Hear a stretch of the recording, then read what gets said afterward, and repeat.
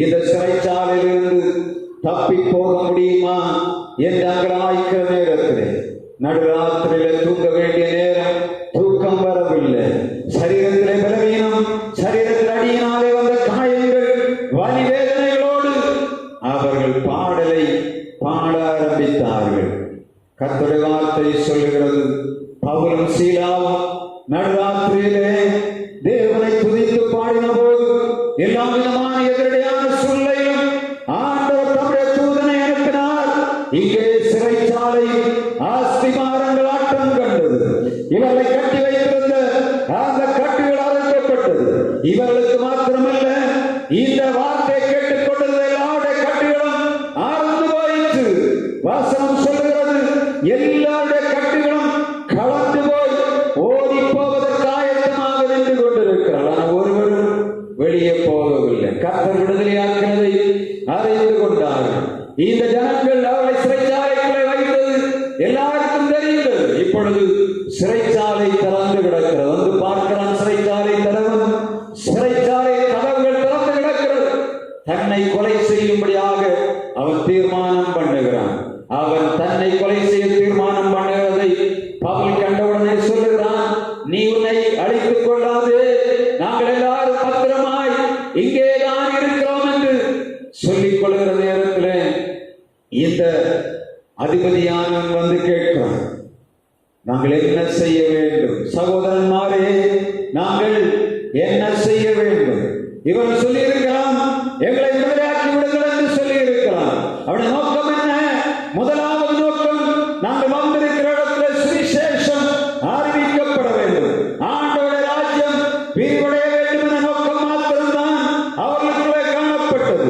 சிறைச்சாலைக்குள்ளே கர்த்தருடைய வல்லமை இறங்கி விடுதலையான உடனே நாங்கள் விடுதலை பெற்று போக வேண்டும் என்று சொல்லவில்லை. அடுத்தது என்ன பண்ணுகிறார்? பிரசங்கம் நடைபெறும். என்ன பிரசங்கம்? நீங்கள் என்ன பண்ணணும்? ஆண்டவராய் இயேசு கிறிஸ்துவை விசுவாசிக்க வேண்டும். அப்பொழுது நீங்களும் உங்கள் குடும்பமும் ரட்சிக்கப்படுவீர்கள். ஆண்டவராய் இயேசு கிறிஸ்துவை விசுவாசி, அப்பொழுது நீயும் ஒரு குடும்பமும் ரட்சிக்கப்படும். ஆண்டவராய் இயேசு கிறிஸ்துவை விசுவாசி, அப்பொழுது நீயும் ஒரு குடும்பமும் ரட்சிக்கப்படும். எதை விசுவாசிக்க வேண்டும்? ஆண்டவராய் இயேசு கிறிஸ்து இந்த பூமியிலே பாவிகளை ரட்சிக்கும்படியாக வந்தார் என்று விசுவாசிக்க வேண்டும். ஆண்டவர் என் பாவத்திற்காக மரித்தார் என்பதை விசுவாசிக்க வேண்டும்.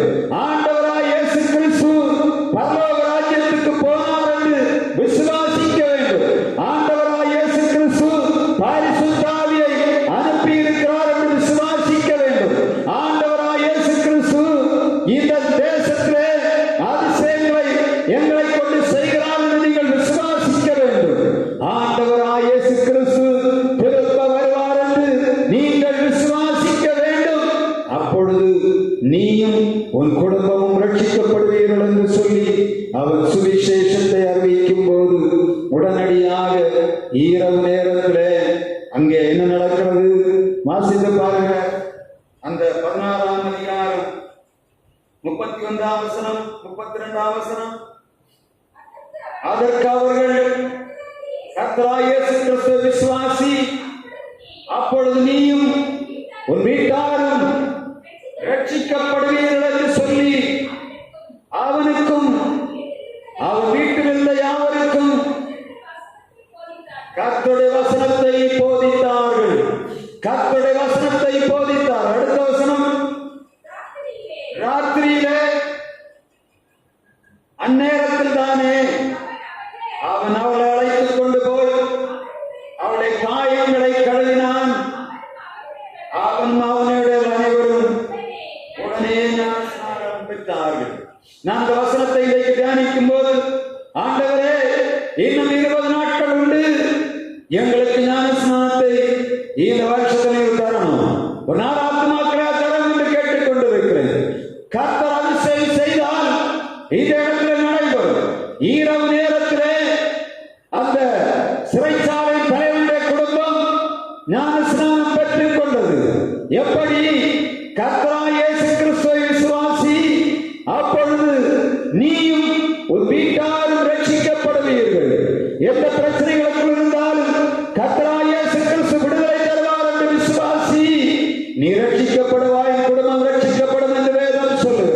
எத்தனையோ பிரச்சனைகளை சுமந்து கொண்டு வருகிறோம்.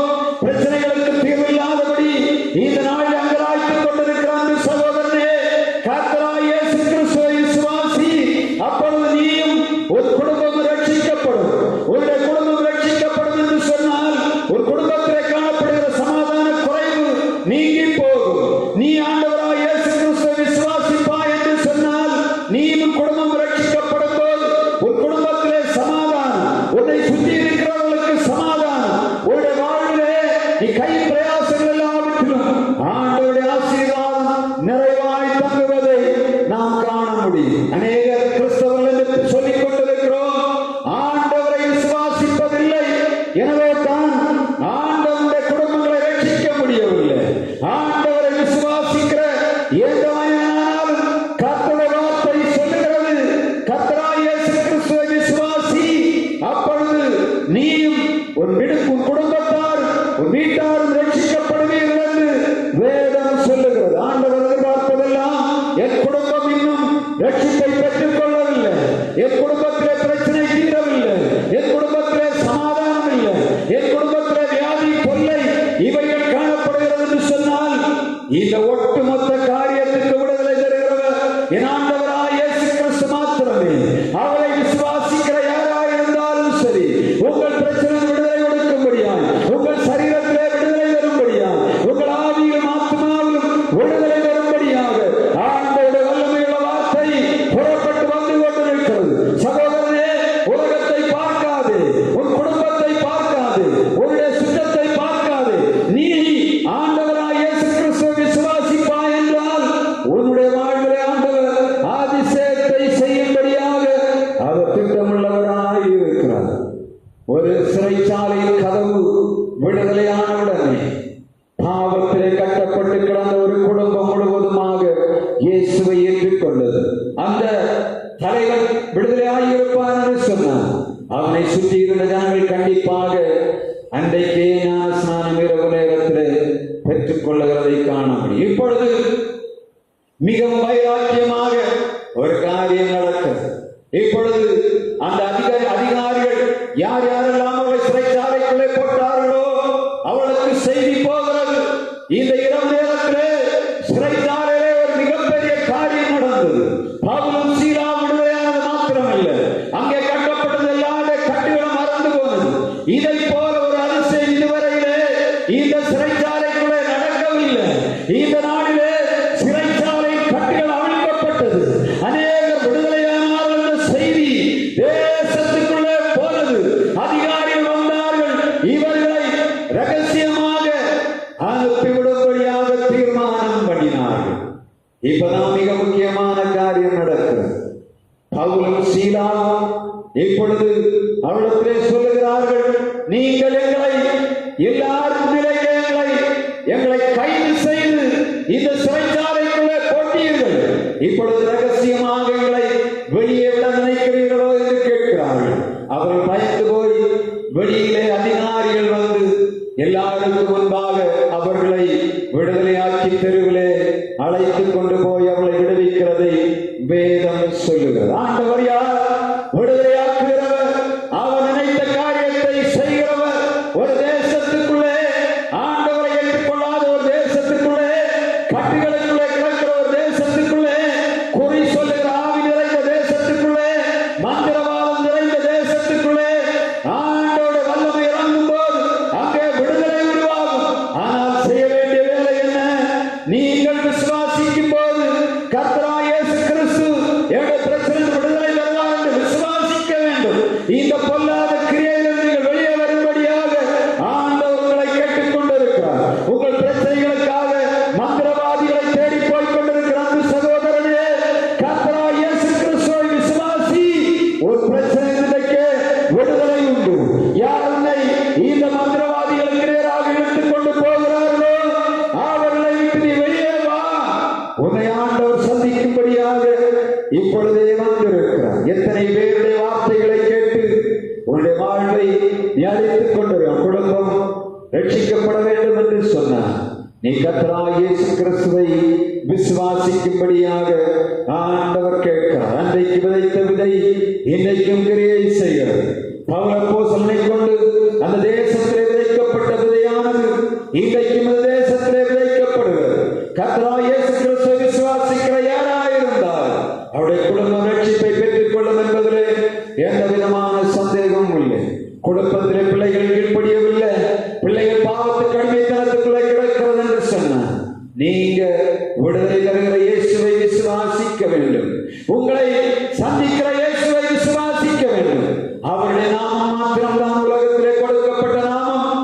இந்த உலகத்திலே ஆண்டவராய் இயேசு கிறிஸ்து நாமத்தை தவிர வேறொரு நாமம் இந்த பூமியில் ரட்சிப்பதற்கு கொடுக்கப்படவில்லை என்று சகோதரனே, யார் யாரையோ நம்பி உங்கள் பணங்களை, யார் யாரையோ நம்பி உங்கள் செல்வங்களை நீங்கள் இழந்து போய் கொண்டிருக்கிறீர்களா?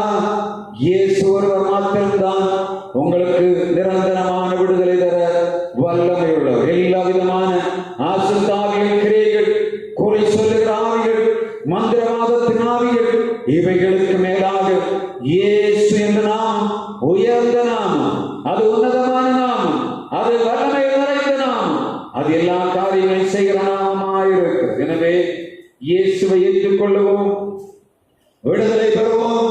கர்த்தராகிய இயேசு கிறிஸ்துவை விசுவாசித்து உங்களை ஞான ஸ்நானத்துக்கு ஒப்புக் கொடுக்கும்படியாக ஆண்டவர் கேட்டுக் கொண்டிருக்கிறார். அடிய வார்த்தையை கேட்டுக் கொண்டிருக்கிற யாராயிருந்தாலும் இந்த ஞான ஸ்நானத்துக்கு கீழ்ப்படியாதபடி உங்களை நீங்கள் அலத்தட்டி இருப்பீர்கள் என்று சொன்னால் ஆண்டவர் உங்களை தாமதமாய் அழைக்கிறார்.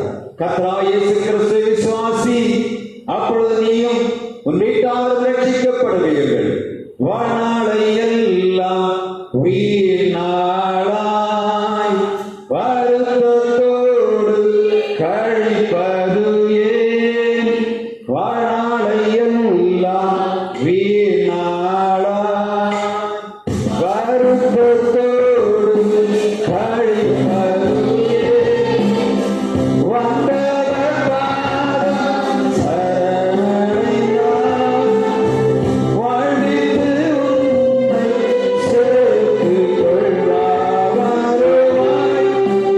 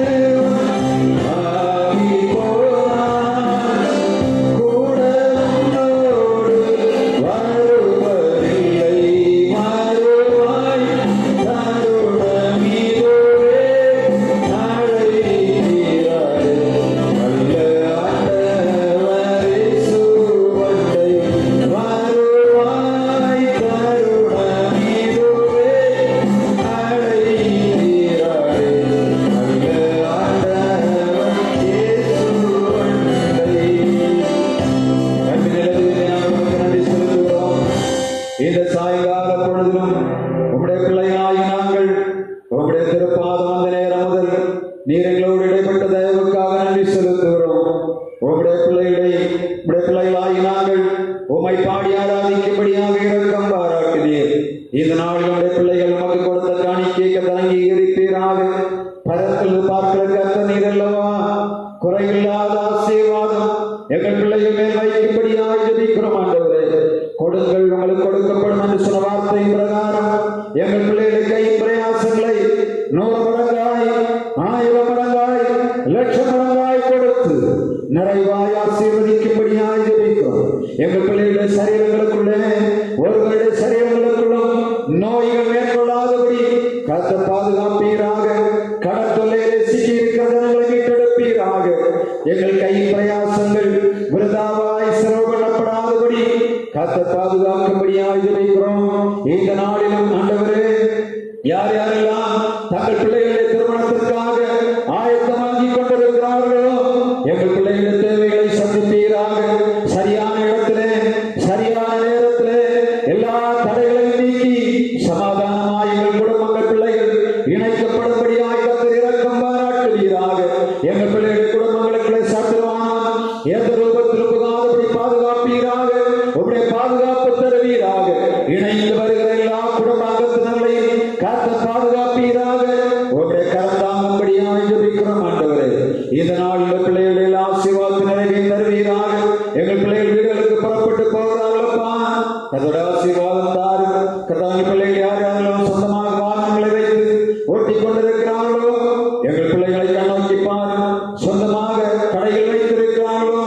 உங்கள் பிள்ளைகளை ஆசீர்வதிப்பீராக.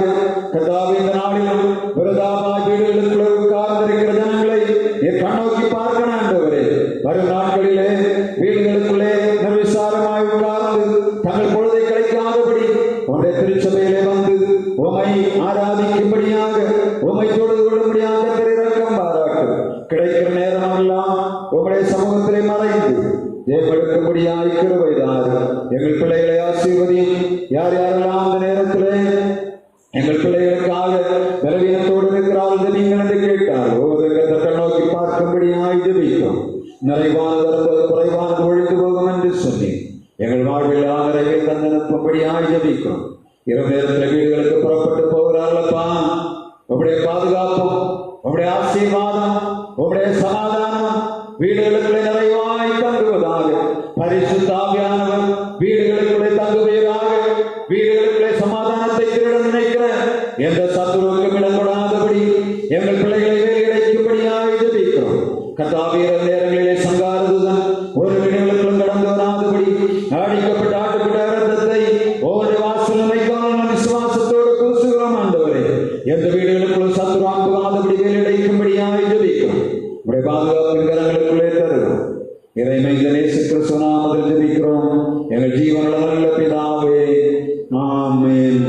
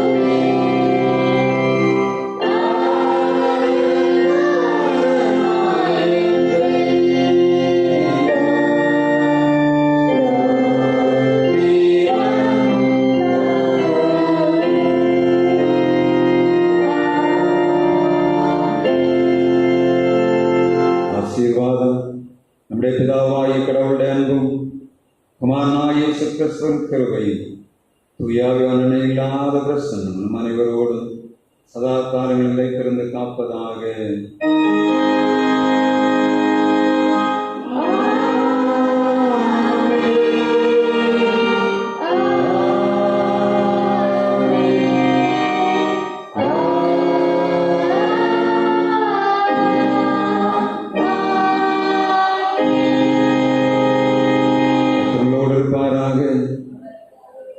சமாதானத்தோடு சென்று வாருங்கள்.